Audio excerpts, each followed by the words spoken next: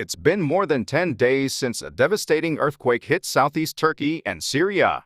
In both countries, the death toll has exceeded 42,000, and a pessimistic forecast suggests that it may reach 100,000. The last issue examined many reasons for the earthquake's devastating effects.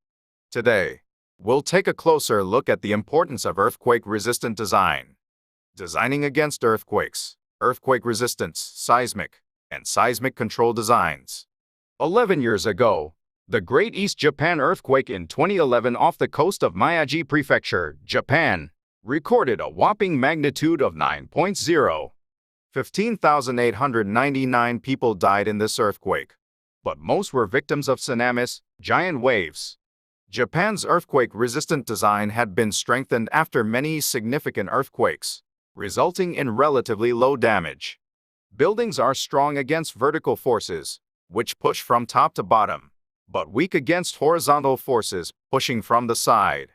The earthquake-resistant design includes installing reinforcements such as earthquake-resistant ferroconcrete walls, concrete walls added to the building columns to make them stronger, to prevent the building from completely collapsing when the ground shakes from an earthquake.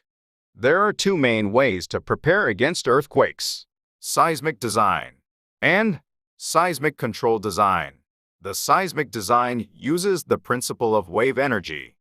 The shorter the period, the time it takes for a pendulum to travel once and return, of wave energy, the greater the force. So the method lengthens the period of the seismic wave, which is wave energy, to mitigate its impact.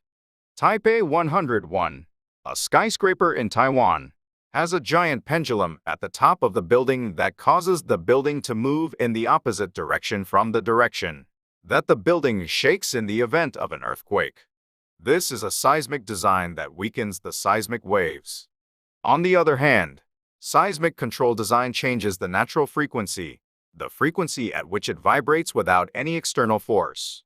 For example, tuned liquid dampers, also known as dampers, use inertial force, the force that an object tries to stay in motion, in physics.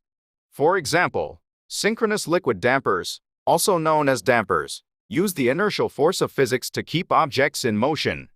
A giant water tank can be installed on a building's roof to absorb seismic waves by using the massive sloshing of water wave energy of water. Or a huge spring can be installed in both directions of the bottom of a building to prevent seismic waves from being fully transmitted to the building. However, Korea currently does not have enough earthquake-resistant designs in place.